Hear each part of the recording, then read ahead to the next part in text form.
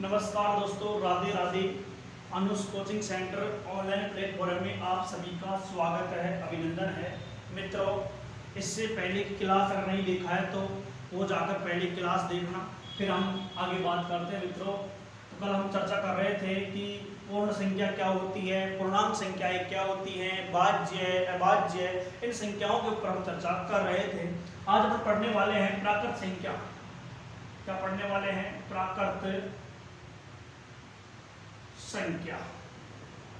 देखो मित्रों, हम बात करें क्या होती है प्राकृत संख्या। सबसे पहले बात करें वो संख्याएं जो एक से प्रारंभ होकर कहां तक जाए, अनंत तक जाए, उसे कहते हैं प्राकृत संख्याएं। इसको एन से प्रदर्शित किया जाता है। इसको किससे प्रदर्शित किया जाता है? एन से इसको प्रदर्शित किया जाता है। प्रश्न किस प्रकार से आएंगे, कैसे कैसे आएंगे, हम बात करें। इस प्रकार से प्रश्न आएगा कि 1 से 100 तक की प्राकृत संख्याओं का योगफल ज्ञात करें। इस प्रकार से प्रश्न आने वाले हैं। 1 से लेकर 100 तक की प्राकृत संख्याओं का योगफल ज्ञात करें। तो मित्रों, क्या करना है आपको?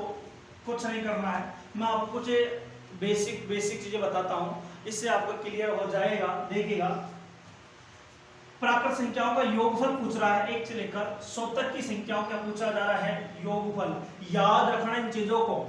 यहाँ पर योगफल पूछ रहा है। जब हम औसत पढ़ेंगे, क्या पढ़ेंगे? औसत वाला जब टॉपिक पढ़ेंगे मित्रों, वहां पर भी ये चीज, इसी प्रकार के प्रश्न वहां पर आने वाले हैं। औसत में किस प्रकार से प्रश्नों को करना है, तो यानी कि यहाँ पर जो अपने प्रयोग करेंगे जिन फॉर्मूलों का, तो वो सेम थोड़ा बहुत परिवर्तन होकर औसत में काम आने वाला है। इसलिए बहुत ध्यान देना है। ये टॉपिक भी क्लियर होगा और औसत वाला टॉपिक भी क्लियर होगा।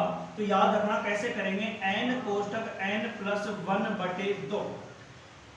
यहां पर याद रखना n का मतलब क्या है? अंतिम संख्या। अंतिम संख्या n का मतलब मित्रों याद रखना, लिख लीजिए, अंतिम संख्या। यानी कि यहाँ पर अंतिम संख्या क्या है मित्रों? 100। देखो कैसे करेंगे, मैं आपको करके दिखाता हूँ कैसे करना है। देखो, n का मतलब अंतिम संख्या कितनी है? 100। कोष्टक n+1 यानी कि 100 + 1, 100 + 1 बटे कितना? 2। काट लो, 2 एकम 2, 2 से काटे कितनी बार? 50। 100 और 1 कितना हो जाएगा? 101। कितना हो जाएगा? 50 × 101। 50 × 101 गुणा कर लो, कितना हो जाएगा?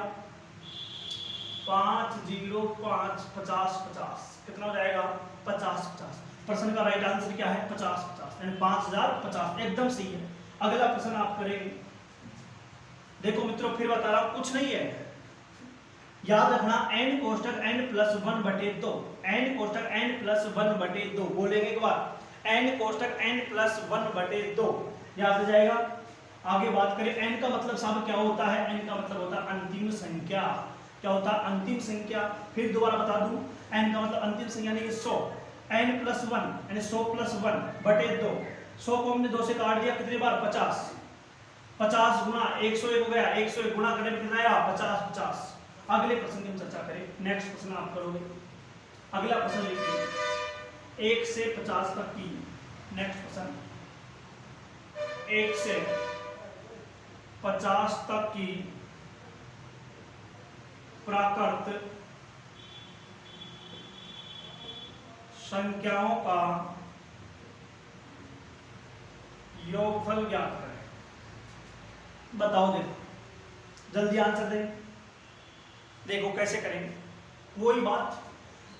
n कोष्टक n+1/2। n का मतलब वही अंतिम संख्या 50 गुणा कितना? 51 बटा में कितना? 2। 2 से काट देंगे, 2 एकम 2, कितनी बार? 25 बार। यानी कि 51 × 25 कर दो, 51 × 25 कर दो। 25 एकम 25, 5 आशा कितने? 2 और 25 पंजो 125 और 25 125, 25 पंजो 125 और कितना? 2। कितना हो जाएगा? 127। 127 यानी 1275 आंसर। ये लो सब, कितना आएगा? 1275। एकदम सही, एकदम सही। अगर योगफल से प्रश्न आ जाता है प्राकृत संख्याओं के योगफल से, तो ऐसे ही करना है। कैसे करना है फिर बता रहा हूँ। n कोष्टक n प्लस 1/2 याद रहे। आगे चले मित्रों, और क्या आ सकता है, इस प्रकार से प्रश्न आ जाते हैं। अब सब एक अगला प्रश्न और देखिए, इसी योगफल से प्रश्न और आ जाता है, बहुत अच्छा प्रश्न है। देखो किस प्रकार से ऐसे प्रश्न आ जाता है कि 1 plus 2 plus 3 plus 4 plus 5 plus 6 plus 7 plus 8 plus 7 plus 6 plus 5 plus 4 plus 3 plus 2 plus 1, इनका योगफल ज्ञात करें। इनका योगफल ज्ञात करें, कटा नहीं कुछ, इनका योगफल ज्ञात करें। ये इस प्रकार का प्रश्न और आ जाता है मित्रों। तो कैसे हम करना है, किस प्रकार से करना है, देखो इनका फंडा क्या है कि पूरे को हम जोड़ें, पूरे को जोड़ें। लेकिन अगर मान लो जोड़ने के लिए बैठ गए, संख्या मैंने फिर भी छोटी दी है, अगर जोड़ने के लिए बैठ गए ना तो मानो कि प्रश्न नहीं कर पाओगे। इसके लिए पहली शर्त इसमें क्या है, शर्त अपने को याद रखनी है। शर्त क्या है इसकी, ऐसा कोई प्रश्न होगा तो उसमें शर्त क्या याद रखेंगे, ऐसी कोई संख्या जो 1 से प्रारंभ होकर, जिस संख्या से प्रारंभ हुआ और 1 से प्रारंभ होकर उसी संख्या पर समाप्त हो रहा है। देखो प्रश्न कैसा है, शर्त याद रखना, जिस संख्या से प्रारंभ हुआ उसी पर जाकर समाप्त हुआ। दूसरी शर्त याद रखना है, दूसरी शर्त क्या है कि इस प्रकार के प्रश्न में मतलब क्या है, प्रश्न बढ़ते हुए क्रम में जाएगा। जैसे देखो 1 2 3 4 और एक निश्चित सीमा पर जाने के बाद वापस उसी क्रम में घटते हुए क्रम में आता है। जैसे कि इसमें आ रहा है, देखो यहाँ पर बढ़ता हुआ क्रम गया 8 तक, उसके बाद में 7 6 3 वापस 1 पर आ गया।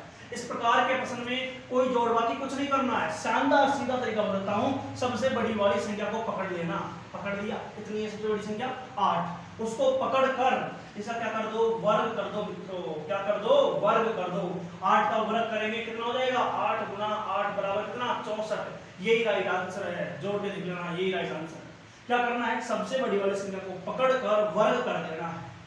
आगे चले, नेक्स्ट प्रश्न जल्दी लिखो। अगला प्रश्न आपको करना है, देखिए कैसे करेंगे। प्रश्न था 1 plus 2 plus 3 plus 4 plus 5 dash dash plus 11 plus 10 plus 9 plus 8 dash dash plus 4 plus 3 plus 2 plus 1, इनका योगफल ज्ञात करना है। वही सेम प्रश्न है, डैश डैश का मतलब यहाँ पर चीजें लगातार जारी है, वो योगफल ज्ञात करना है। देखो 1 से प्रारंभ हुआ और 1 पर क्या हुआ मित्रों, समाप्त हुआ। और देखो बढ़ते हुए क्रम में जा रहा है, निश्चित सीमा पर पहुंच गया कितने पर, 11 पर, उसके बाद में पुनः घटते हुए क्रम में आ रहा है। वही सेम प्रश्न है। क्या करेंगे, सबसे बड़ी वाली संख्या को पकड़ लेंगे और इसका क्या करेंगे मित्रों, वर्ग कर देंगे। और 11 का वर्ग कितना होता है 121। 1 सेकंड में आंसर आप कर सकते हो अगर आपको पता है इस तरीका ना। कुछ नहीं करना है, सबसे बड़ी वाली संख्या को पकड़ कर क्या कर दो, वर्ग कर दो। तो मित्रों ये योगफल की हम बात करें, इस प्रकार के प्रश्न आएंगे, कोई दिक्कत नहीं होनी चाहिए। तो ये योगफल के वाले प्रश्न थे।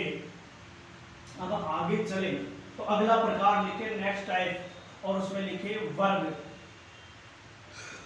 वर्गों पर आधारित, वर्गों पर आधारित। और एक हम पढ़ेंगे गणों पर आधारित। यहाँ पे योगफल पूछा जा रहा है और यही चीज के साथ में औसत वाले टॉपिक फिर बता रहा हूं, औसत में औसत पूछा जाएगा, वहां पे वर्गों पर आधारित औसत पूछा जाएगा, यहाँ पे घनों पर आधारित औसत पूछा जाएगा। दोनों में एक जैसी चीजें हैं मित्रों। देखो इसको याद करने के लिए क्या याद करना कि n कोष्टक n plus 1 कोष्टक 2 n plus 1 बटे 6, ये याद रखना। n कोष्टक n plus 1 कोष्टक 2 n plus 1 बटे 6 क्या निकल जाएगा, वर्गों का योगफल। अगर घनों का निकालना है तो सब क्या करेंगे, n कोष्टक n प्लस 1 बटे 2 और सबके क्या लगा दो, होल स्क्वायर, होल स्क्वायर लगा दो। फिर दोबारा बोल रहा हूं, जल्दी लिखे। वर्गों की बात करें तो n कोष्टक n plus 1 n plus 1, दूसरा कोष्टक 2n प्लस 1 बटे 6 क्या निकल जाएगा, वर्गों का योगफल। अगर घनों का योगफल पूछे तो n कोष्टक n प्लस 1 बटे 2 होल स्क्वायर, ये याद रखना। ये किसका है मित्रों, घनों का योगफल। जहां पे औसत की बात करेगा वहां पे इन दोनों में क्या है, एक एक n कम हो जाएगा। आगे हम बात करें प्रश्न किस प्रकार से आएगा, देखिएगा एक प्रश्न लिखेंगे, बिल्कुल पता लग जाएगा। 1 से 10 तक की प्राकृत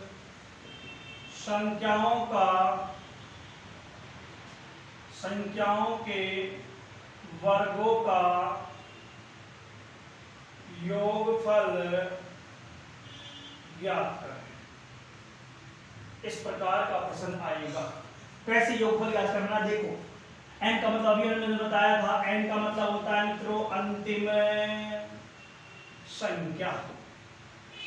देखो क्या करेंगे, वर्गों का योगफल पूछ रहा है, n का मतलब अंतिम संख्या कितनी है बोलो 10, 10 कोष्टक n प्लस 1 कितना हो जाएगा 11 कोष्टक 2 गुणा कितना n 10 प्लस 1 बटे 6।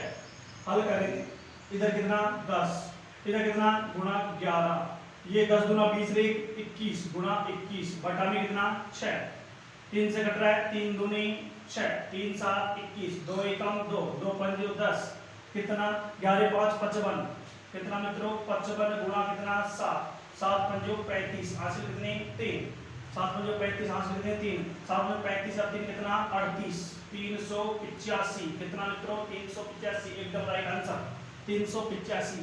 कैसे करना है दोबारा फिर बता रहा हूं, n का मतलब होता है अंतिम संख्या। कौन संख्या, अंतिम संख्या, यानी कि n क्या लिख दिया अंतिम संख्या 10 कोष्टक n प्लस 1, 10 प्लस 1 कितना कर दिया 11, 2n प्लस 1, 2 गुणा n 10 प्लस 1, इनको कैलकुलेट किया तो इधर 10 का 10, 11 का 11 और 10 गुना 20 रे कितना 21। सब कोष्टक के अंदर सब गुणा ही क्यों किया, प्लस क्यों नहीं किया, क्योंकि बोर्ड मास का नियम आपको याद रहना चाहिए। सबसे पहले रेखाबंधनी हल होती है, उसके बाद में क्या क्या हल होता है बताता हूं एक बार यहाँ पे लिख लो।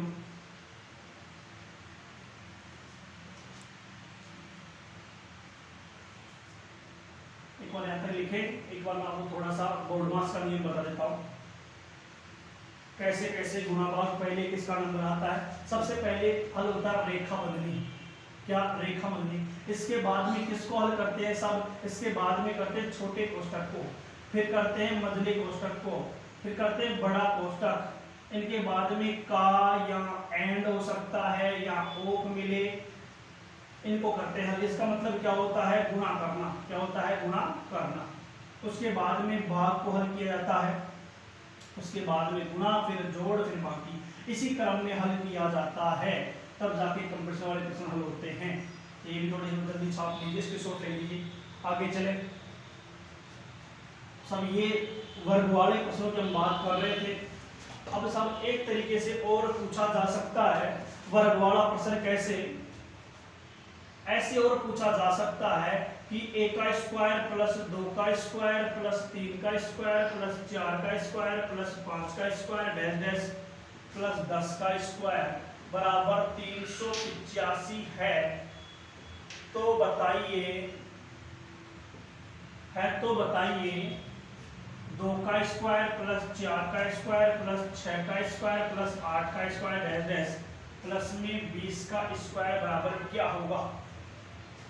देखो मित्रों, इनको डिटेल से करने की कोई आवश्यकता नहीं है, शानदार वाली आपको मैं ट्रिक बता दो, कुछ नहीं करना है। पहले वाले समीकरण का मान दिया हुआ है और दूसरे वाले समीकरण का मान निकालना है, और शर्त दूसरी क्या है, पहले वाली जो संख्या है उनका डबल होगा नीचे वाली संख्या में। जैसे 1 से 10 तक का यहाँ पे कहां से 20 तक हो गया, उसका डबल हो गया, और यहाँ पर सम के रूप में होगी 2 4 6 8 इस प्रकार की संख्या होगी। कुछ नहीं करना है, पहले वाला समीकरण का मान जो दे रखा है उस मान से दूसरे वाले समीकरण की पहली संख्या है उससे गुणा कर दो, बस। कुछ नहीं करना जी, कुछ नहीं करना, बहुत शानदार तरीका होता है। पहले वाला समीकरण कितना है बोलो 385, दूसरे वाला समीकरण जो है उसकी पहली संख्या क्या है 2, 2 की घात कितनी है 2, इसका मतलब कितना जाएगा 4, 4 से गुणा कर दो मित्रों, उत्तर आ गया, उत्तर आ गया। कुछ नहीं करना है, 5 चौका 20, ये दूसरा 5 कितनी तो 8 चौका 32 और 32 दो कितना